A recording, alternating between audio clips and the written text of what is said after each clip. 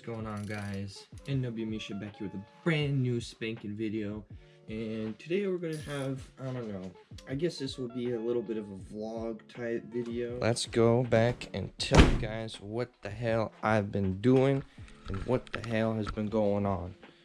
Alright, so basically I got a job.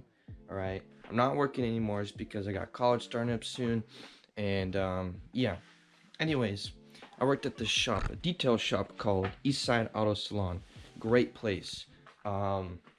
Joey, if you're watching this, love you, man. Thank you for the opportunity. And yeah, basically with this job, I was able to get myself a nice old little sporty lip. If you guys haven't seen my Instagram yet, at NW Misha, you guys can see that I got this.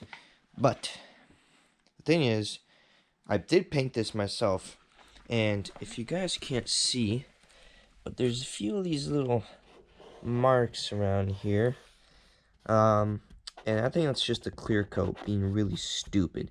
So eventually I might have to sand this down and repaint it, but for now it's pretty good. Second thing that I've done, I removed this tint because it got fucked up, and my window kind of broke. So this whole thing is just kind of broken. It doesn't roll down. Enough of that. Next thing we got, roof spoiler, pretty nice, carbon fiber, and then hopefully soon we can get something matching for the back too. And then what else do we have? That. Now this is the big thing. Drum roll, please. Dun dun dun dun. Got myself some brand new rims. Got these for a pretty good price. They're not super bad. Edges are fairly smooth. I wouldn't say that they're perfect, but I did get something on them. My boss, or my ex-boss, was kind enough to get me a nice Modesta coating on this, and he did the face of it and inside the barrel, which is very nice of him. I'll forever appreciate this that he did for me. Anyways, we're gonna have to check a few things on this, like fitment, because this is a plus 38mm offset, and according to my calculations, if we think about the current rims right now, it should be off by quite a bit. I did test fit one rim a few days ago. So when I took off this rim, right, I put on the new one was actually touching my goddamn coilovers. And with a little bit of measuring, I was able to figure out that I need about 25, maybe 30mm spacers, just so I can possibly get to basically the same spec as these. I'm probably going to go for 30s, just so then they can fill up this gap right here a little bit more. Get the fitment right on point. And then for the rears, I'm not exactly sure, but these are, I don't know if you guys can really see it, but they're pretty fitted in there, quite nice, and they're tucking, but I don't know if I want them to tuck, but it looks cool. It's got a little bit of that static vibe going on currently, but yeah, hopefully sometime, well, shoot, I don't know, sometime this week I'm hoping to get the new tires mounted. Most likely next week, actually, because I gotta order my new spacers anyways. I don't have time to test fit the rims currently. At least I don't think. I don't even know where my phone is. Let me see the time. It's 12:30, and in about 30 minutes, one of my friends that has a RSX, he is actually going to do some injectors. So we're gonna go over there and see what's up with his car and hopefully help him out. So yeah, catch you guys on the flip side.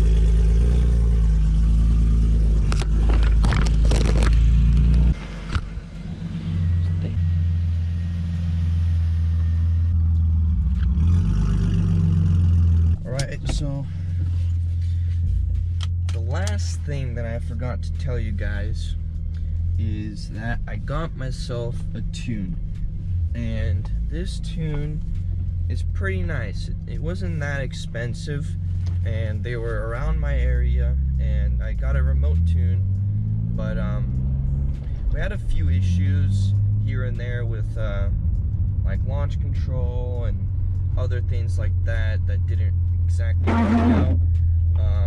So I'll give you a small list of what I did get. I got about, I would say 25 horsepower extra, about like 20 foot-pounds of torque added on, and I got my red lines like 7 grand now, not 6 grand.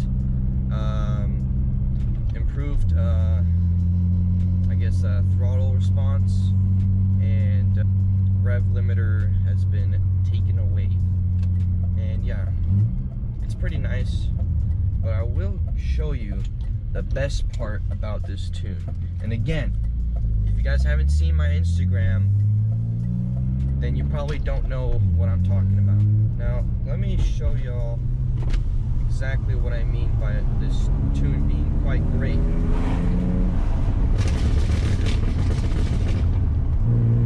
Did you guys hear that? Woo! That's what I call some good pops and burbles. Oh yeah.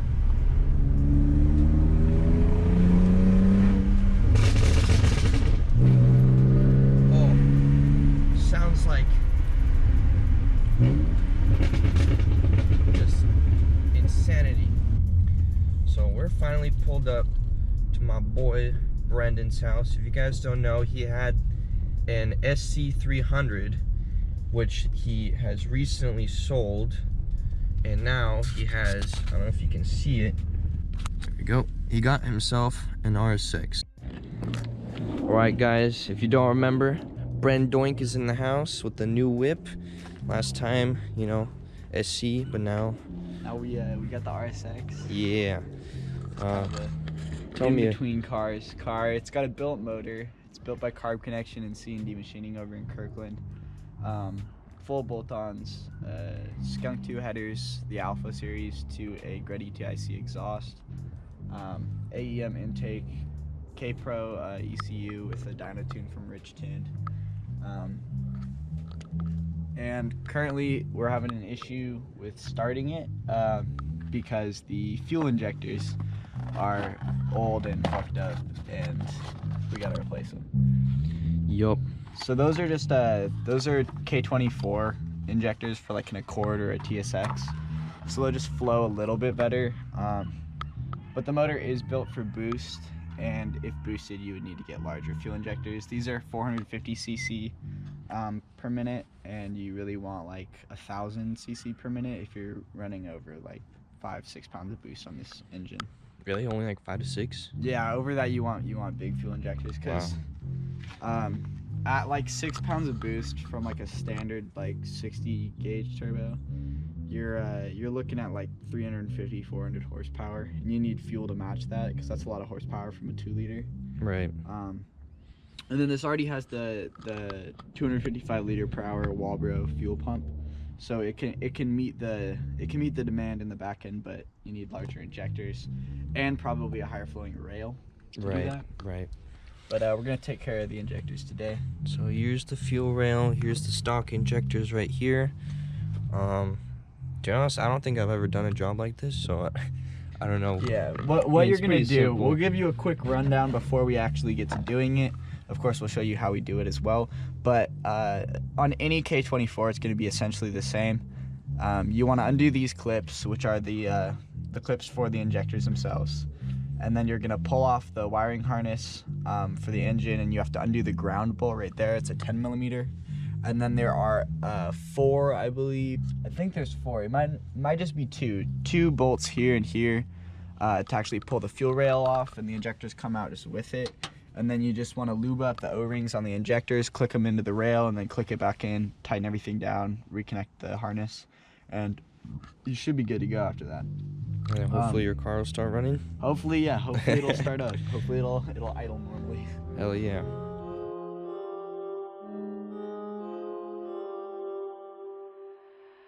I love the way you activate your hips, your ass out. Got a brother wanting it so bad I'm about to pass out. Wanna dig you, and I can't even lie about it, baby. Just alleviate your clothes, I'm the fly about it. Catch you at the club, your hips have got me feeling. Body talking quick to me, but I can't comprehend the meaning. Now if you wanna roll with me, then here's your chance to 180 on the freeway. Catch me if you can. Ride, I'm a rider, still I'm just a simple man. All I want is money plus the fame. I'm a simple man, Mr. International, player with a passport, just like a Latin switch. Could you anything you ask for? All right, so what you're gonna need is a 12mm socket, a 10mm socket, an extension to reach down, especially for the ground, and then of course a wrench to do that with. And then things that aren't necessary but I would recommend: silica gel or silicone spray, so you can allow the O-rings to seat better so you don't have any leaks. You can also use WD-40 or any other lubricant. This just is probably the best for rubber. And then electronic cleaner for the clips. Just might have got a little fuel on them or anything like that. Some oil or whatever. Some oil, grime, whatever. grease. Grime. Just want to get them cleaned up. And then this will help us pop out the clip here to disconnect the quick release fuel line. And then you'll also probably want some sort of rag or something to stick under the quick release fuel line, because even though there's no pressure, there still is fuel in the line. Right. And if you were to crank the motor while this was disconnected, it would have pressure and you'd be shooting fuel. So don't do that. You just need a little bit. It's just a bit of fuel will come out, and you don't want to be leaking fuel all over the place, especially if your motor's warm. Luckily, this thing hasn't ran for a week. No, we're gonna do the ground first. All right. The method in which you do this isn't super important. You can kind of do it in any order in terms of like what you're taking off first. You could do the harness. You could take the fuel quick release off first, but I usually start with just unclipping everything.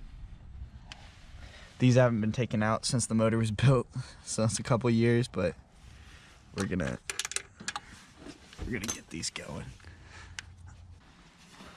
All right, make sure to keep track of all your bolts. So this is the harness ground, and now we just got to get these to unclip from the rail itself. All right, easy as that.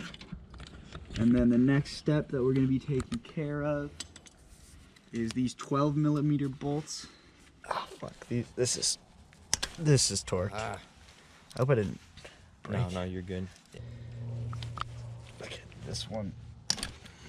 Nice. Crack that loose.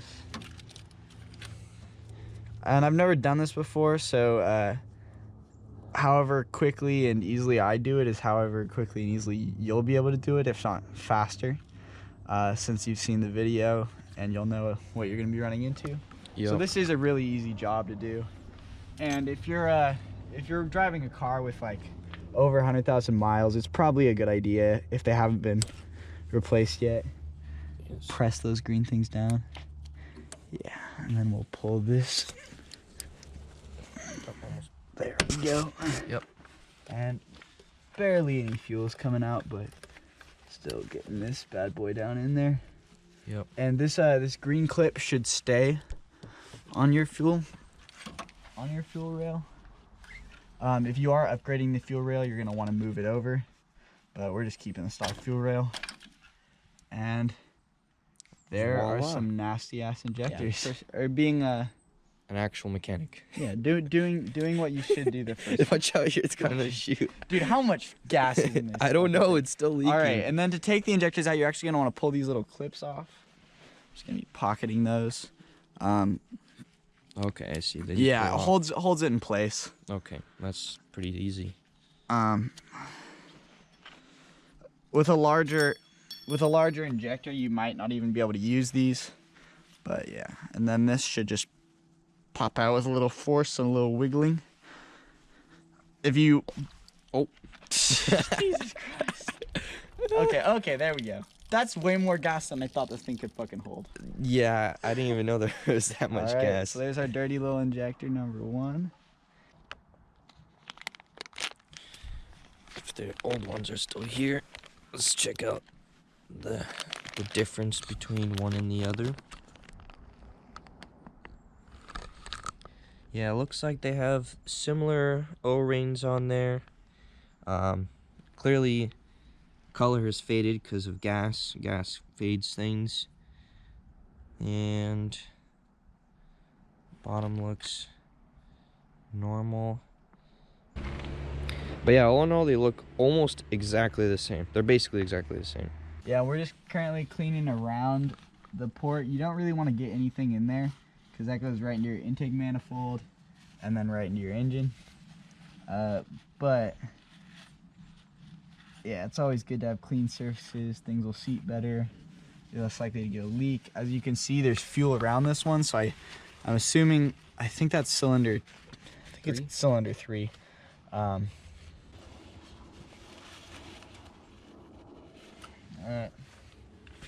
So,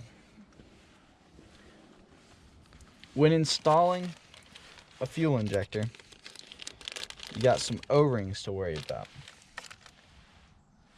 Now, right here is an O-ring, and right here is an O-ring.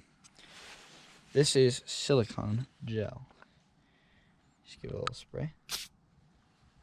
It's a little too much, but it's kind of hard to control when it's coming out of something like that. You just want to get that all over there. And then any excess, if you're doing it like me, you'll have a lot of excess. You wanna wipe that off.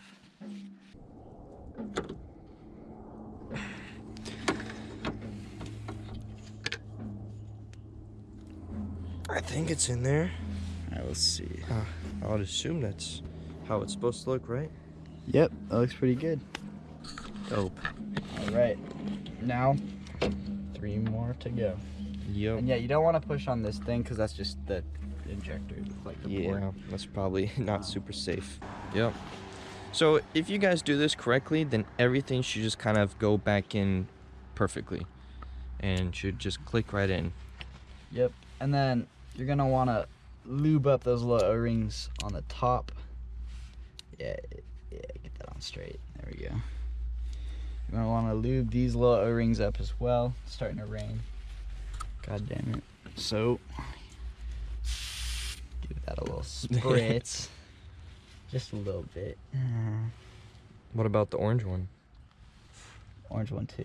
Orange one too. Everything. All the O-rings. Everything is getting lubed.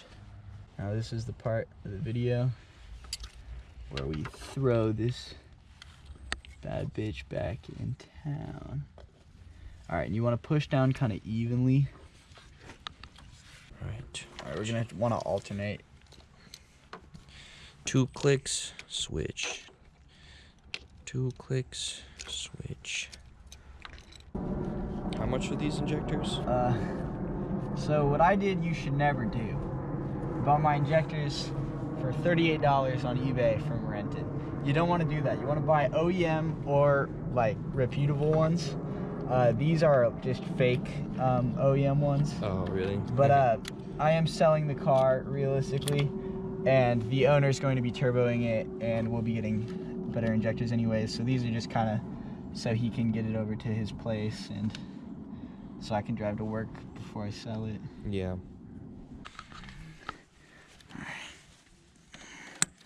There we go.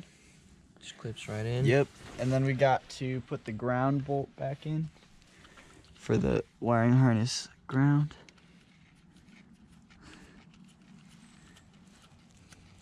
And if you're wondering what these are, these little holes that actually just held the cover up. There used to be an intake manifold cover on.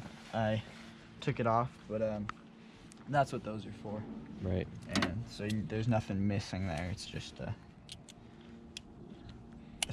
an aesthetic piece that I didn't really Nobody really like all wants. that much. Yeah. Wow. I'm gonna give her a prime and try and start her up.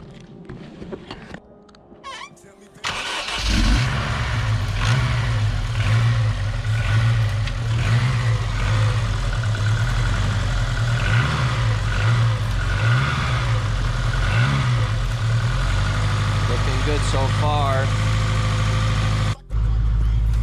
The viewer might not be able to smell it, but it is running super rich right now.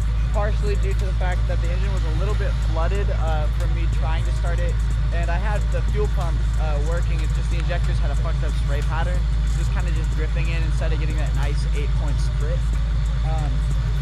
So a lot of gas to burn at first, and had to kind of keep it revved up. Yeah. But Now it's idling like great. Idling like normal. Pardon the loud valves. That's what happens when you cam a K-Series. And nothing appears to be leaking. So I think you can write this down in the books as a success. Yeah, this is a pretty good success. Yep. And it'll be pretty much the same for any Honda motor. It's just for like a B or D series, you're gonna have your injectors on the hot side, on the back side of the motor. Or I guess it's not the hot side, since that's where the intake is. But it'll be on the other side of the motor, a little bit harder to get to, but still just as easy if you can kind of reach around there. And for any K series, it's gonna be pretty much the same as this. And yeah, she's back and running. Yup. Good shit. Good shit.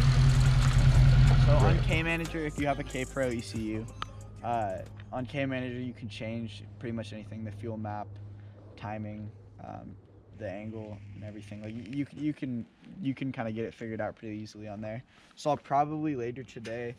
I don't have a Windows laptop, but when my mom gets home, I'll just throw K Manager on hers, and bring it in the car and try and get that figured out. Mm-hmm. But overall, like, she started and ran around the block, so that's what we like to see.